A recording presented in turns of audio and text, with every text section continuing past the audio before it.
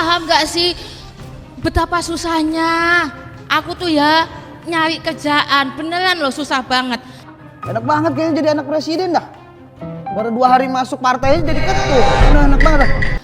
Sekarang kan kita bisa lihat di sosmed itu, di TV tiap hari orang ngantri untuk nyari kerjaan. Saking susahnya anak-anak presiden itu sampai dicariin kerjaan sama bapak-bapaknya.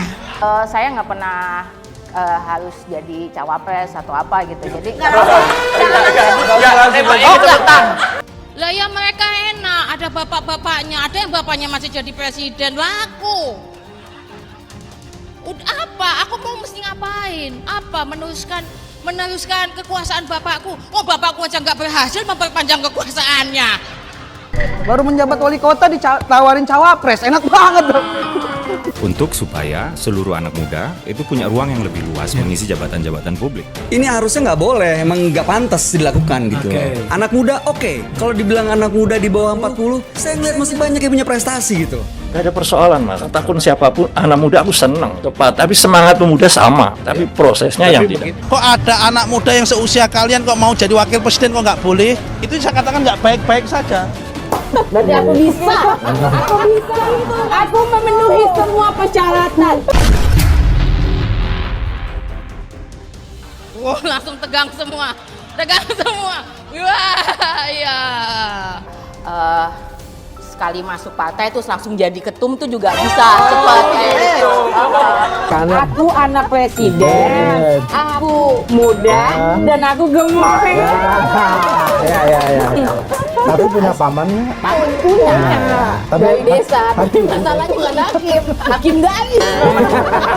Untuk tuntutan yang berbeda yaitu menurunkan batas usia minimum capres-cawapres untuk supaya seluruh anak muda itu punya ruang yang lebih luas mengisi jabatan-jabatan publik. Saya salah satu yang mendukung kalau misalnya peraturan itu diubah gitu ya, gitu bahwa anak-anak yang orang-orang muda yang di bawah 40 tahun bisa jadi pemimpin, nggak masalah. Makanya sekali lagi ini kan problemnya bukan di situ.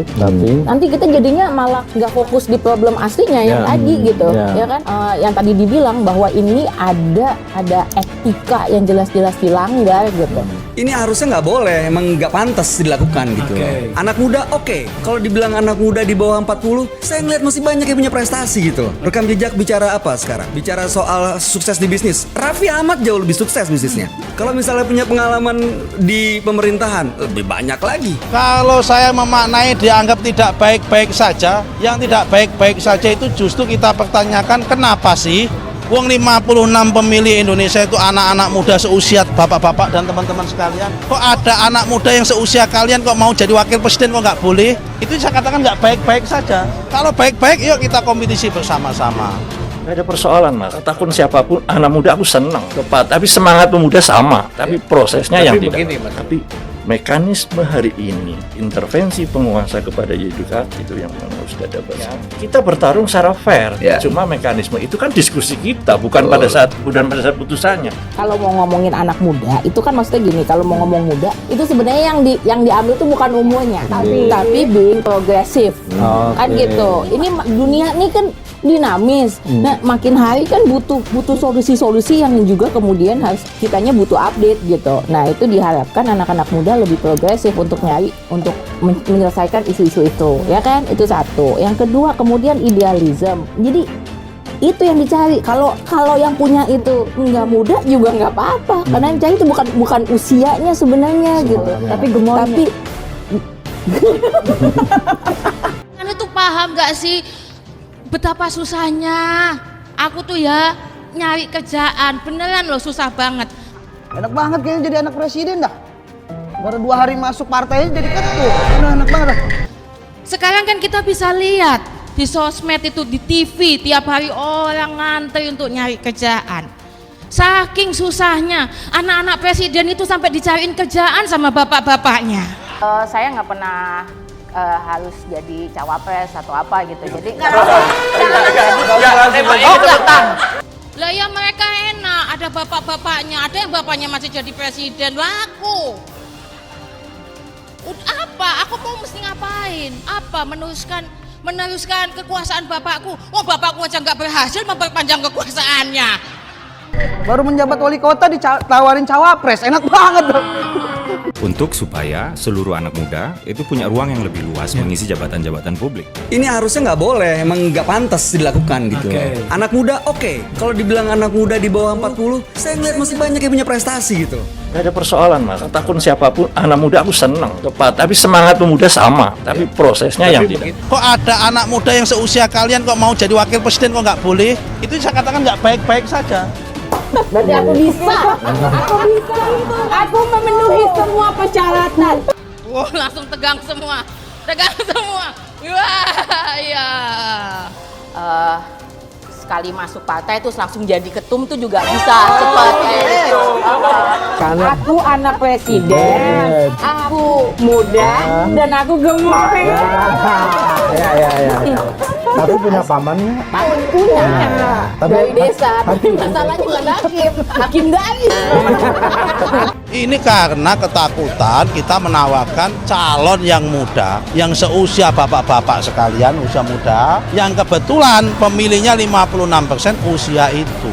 Langsung pada ketakutan sehingga mencari dalih seakan-akan demokrasi mana. Justru ini nggak baik-baik saja. Ada anak muda kok dipersoalkan. Landasan konstitusionalnya juga jelas, undang-undangnya ada. Setuju, maksudnya gini, muda itu punya kesempatan untuk mimpin juga setuju, aku setuju. Jadi jangan kemudian isunya terus dibawa-bawa. Oh nggak setuju nih, ini pasti orang-orang yang komplain nggak setuju sama anak muda maju. Bukan itu problemnya. Anak muda sih saya setuju. Yang saya nggak setuju kalau itu tiba-tiba ngubah peraturan negara biar maju, itu yang salah. Ini bukan masalah muda atau nggak mudanya. Jadi jangan di apa ya? Jangan digeser isunya.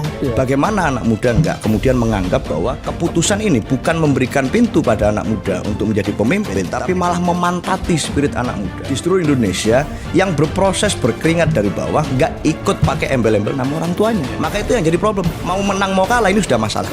Yang jadi problem itu bukan dinasti SN. Oh itu anaknya Pak Jokowi jadi nggak boleh tuh sama sekali. Nggak gitu.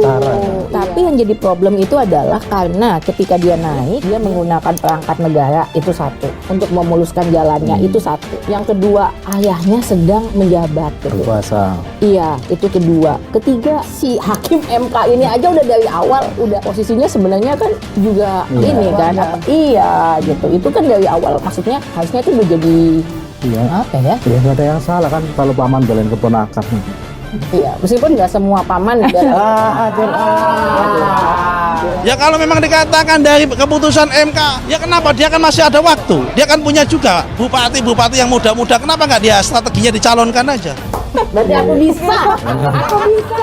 Aku memenuhi semua persyaratan. Aku anak presiden, aku muda dan aku gemuk. Tapi punya pamannya. Punya dari desa, tapi masalahnya bukan hakim garis.